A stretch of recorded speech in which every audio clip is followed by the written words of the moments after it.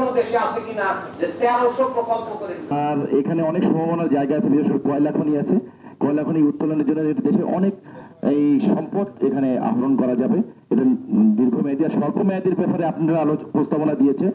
আপনাদের স্বল্প ক্ষেত্রে এখানে শিল্প উদ্যোক্তা প্রতিষ্ঠিত করতে গেলে ঢাকা থেকে যে সকল উদ্যোক্তা এখানে আসে এবং কিছু কিছু প্রতিষ্ঠান কিন্তু এখানে ঢাকা থেকে এসে প্রতিষ্ঠিত হয়েছে, তারা কিন্তু ব্যবসায়িকভাবে সফল হতে পারে নাই। তাদের সবসময় এখানকার কেরিং সমস্যা, তাদের এখানে বিশেষ করে ওই ঢাকা এবং চিটাগাঙ্গের সঙ্গে পাল্লা দিয়ে পেরে ওঠে না। কারণ যে কোনো জিনিস সমস্যা হলে ঢাকা বা চিটাগাঙ্গে দ্রুত পাওয়া যায় ওটা সাপোর্টিং এর জন্য, কিন্তু রংপুর থেকে সেই সাপোর্টিং এর উদ্যোক্তারা পায় না।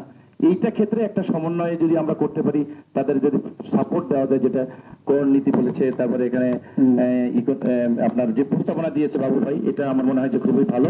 আপনারা একটা অঞ্চল ভিত্তিক একটা আলাদা একটা প্রস্তাবনা আপনারা উপস্থাপন করেন। তাছাড়া এই অঞ্চল দাঁড়ানোর সুযোগ নেই। আমি ধন্যবাদ জানাচ্ছি আপনাদেরকে এই উদ্যোগকে নেওয়ার জন্য। বিশেষ করে উপদেষ্টা মহোদয় আসছেন, আমাদের মন্ত্রী মহোদয়, যিনি এই অঞ্চলের মানুষ, এই অঞ্চলের মাটি মানুষের সঙ্গে আপনার সম্পর্ক। তিস্তা আন্দোলনকে ঘিরে রংপুরকে যেভাবে সারা বাংলাদেশকে এবং সারা বিশ্বকে আপনি আলোচিত করেছেন, আজকে আপনার কাছে আমার প্রত্যাশা, আপনাকে এই দায়িত্ব মাননীয় প্রধানমন্ত্রী আপনাকে দিয়েছে, সবার ঊর্ধ্বে থেকে আপনাকে এই দায়িত্ব নিতে হবে। রংপুরকে ঘুরে দাঁড়ানোর শক্তি আপনাকে এই গুরু দায়িত্ব নিতে হবে, এর কোনো বিকল্প নেই।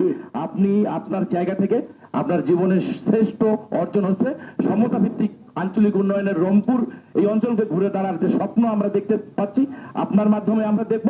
আপনার সাথে রংপুরবাসী আছে। অতীতে যেভাবে চলেছে সেটা চলা যাবে না। আমার প্রকল্প চলিতেই থাকিবে। আর প্রকল্প এখানে শিল্প কারখানা তেমন গড়ে ওঠেনি। যে কোনো শিল্প কারখানা গড়ে উঠতে হলে র মেটেরিয়ালস যেটা বাংলাদেশে নাই সেগুলোকে ইম্পোর্ট করে আনতে হয়, এবং সেটা ফিনিশ করে আবার যদি আমরা ঢাকা বা চিটাগাং কেন্দ্রিক মার্কেটিং করতে চাই, তখন আমরা চিটাগাং বা ঢাকার উদ্যোক্তাদের সঙ্গে কম্পিটিশনে পেরে উঠি না। সেই জন্য আমাদেরকে এই উত্তরাঞ্চলে রংপুর বিভাগে শিল্প করতে হলে কৃষি ভিত্তিক শিল্প করতে হবে। আজকে যারা পড়াশোনা করে আসছে তারা চাকরির পেছনে না গিয়ে যদি ইন্ডাস্ট্রিতে আসে বা শিল্পতে আসে, তাহলে একজন শিক্ষিত ছেলে হয়তো যদি সীমিত পর্যায়ে 20 জনকে চাকরি দিতে পারে, আমার মনে হয় যে আমাদের যে প্রধানমন্ত্রীর যে টার্গেট আছে যে 1 কোটি লোকের কর্মসংস্থান তৈরি করা, এটা খুব সহজ একটা জিনিস হবে। ওনার হয়তো চিন্তা ভাবনাটা এরকমই ছিল যে মানুষজনকে আরো বেশি ব্যবসার ভিতরে নিয়ে আসা। কথা ছিল যে এই ভোটের পরে খুব 30শে জানুয়ারি জনাব তারেক রহমান এখানে রংপুরে ঘোষণা করেছিলেন যে কৃষি ঋণ 10,000 টাকা পর্যন্ত মওকুফ করা হবে। 26শে ফেব্রুয়ারি সেটা বাস্তবায়িত হয়েছে। আমরা কৃষি জমিতে সরকার প্রতিজ্ঞাবদ্ধ, আমাদের দেশে জমি কম, কৃষি জমি কমাতে পারবো না। কিন্তু আপনাদের অনেকগুলো জমি আছে বিভিন্ন কলকারখানার নামে, অথবা 1 নম্বর খতিয়ানে, যেগুলো খাস খতিয়ানে যে সমস্ত জমি আছে কিন্তু দখলকৃত আছে, সেই জমিকে ব্যবহার করে কিন্তু আমাদের এই অঞ্চল মানে 3 রকমের হতে পারে। আপনারা চিন্তা করেন এবং দ্রুত প্রস্তাব পাঠাবেন।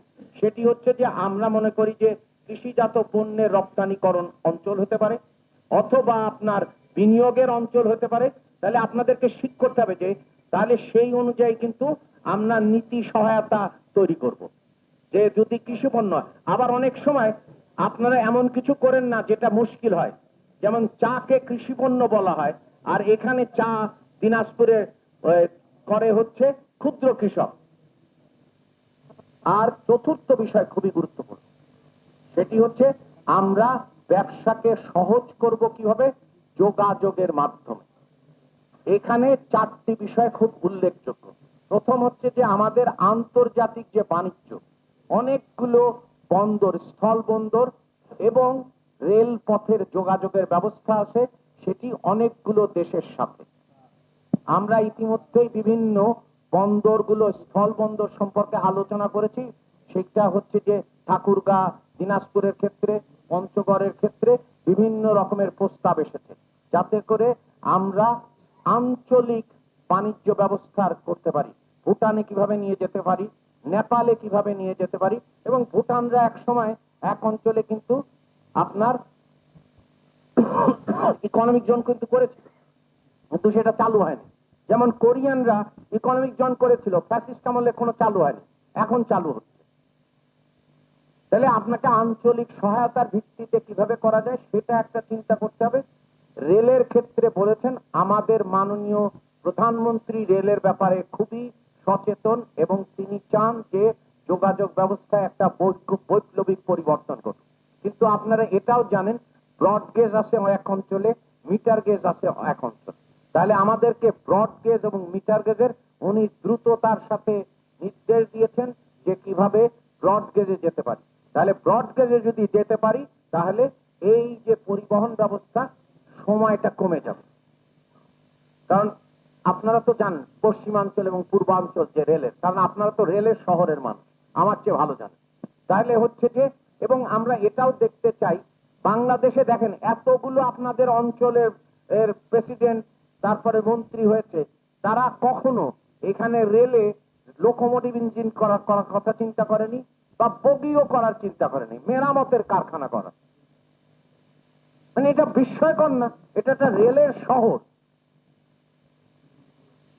মাননীয় প্রধানমন্ত্রী চান যে এই সমস্ত ব্যবস্থায় অর্থাৎ জয়েন্ট ভেঞ্চারের মাধ্যমে কিভাবে এইগুলো করা যায় যাতে করে এই সৈয়দপুর বা এই অঞ্চলকে একটা গ্রোথ সেন্টারের মধ্যে নিয়ে যাওয়া, আমরা হচ্ছে সমতা ভিত্তিক প্রবৃদ্ধির অঞ্চলে নিয়ে যাওয়ার যে করব কাজ, করব দেশ এবং সবার আগে বাংলাদেশ। আর সর্বোপরি আমরা মনে করি যে রংপুর হচ্ছে খাদ্য শস্যের ভান্ডার। এখানে জমি সস্তা, শ্রম সস্তা, মানুষ ভালো। এর চেয়ে উপযুক্ত শিল্প কারখানা করা বাংলাদেশের অন্য অঞ্চলে নেই আমার ধারণা। আইন শৃঙ্খলা ভালো।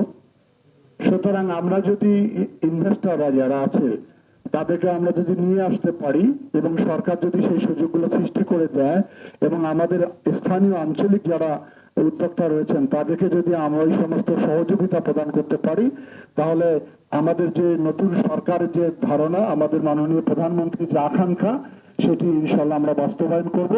উনি নির্বাচনের প্রাককালে এসেছিলেন রংপুরে, তখন উনি রংপুরের ব্যাপারে উনি বলেছিলেন স্পেসিফিক ভাবে যে রংপুর সবচেয়ে সম্ভাবনাময় এলাকা। সেই দৃষ্টিভঙ্গি নিয়ে কিন্তু আমাদের এখানে ওনাকে পাঠিয়েছেন। সেই নিয়ে উনি গতকাল ধরে রংপুরের বিভিন্ন বিভাগের বিভিন্ন জেলার নেতৃবৃন্দের সঙ্গে মত বিনিময় করেছেন। সামনের বাজেটে অবশ্যই সেই নীতি সহায়তা প্রদান করা হবে, এটাই আমার প্রত্যাশা। আমি রংপুরের সন্তান হিসাবে ওনার কাছে বেশি করে দাবি করব যে আমাদের অঞ্চলের মানুষ একটু মুখে কম কথা বলতে পারে, লজ্জাটা আমাদের বেশি। আমরা চাইতে পারি না, চাওয়ার ব্যাপারে নানান লজ্জা তৈরি হয় আমাদের ভিতরে, আমরা মুখ ফুটে বলতে পারি না। এটা হয়তো আঞ্চলিক ভিত্তি আমাদের জেনেটিক প্রবলেম থাকতে পারে। আপনি সেটাকে স্বাভাবিকভাবে নিয়ে আমাদের অঞ্চলটাকে যাতে জাতীয় উন্নয়নের যে রোড মডেল, রংপুরকে যাতে সে জায়গায় এগিয়ে নিতে পারেন, নতুন নতুন নীতি সহায়তা প্রদান করবেন। আমি আবারও বলি, রংপুরের জমি সস্তা, শ্রম সস্তা, মানুষ ভালো, আইন শৃঙ্খলা ভালো, শিল্প কারখানার উপযুক্ত পরিবেশ রংপুরে রয়েছে। জাতীয় শিল্প স্থাপন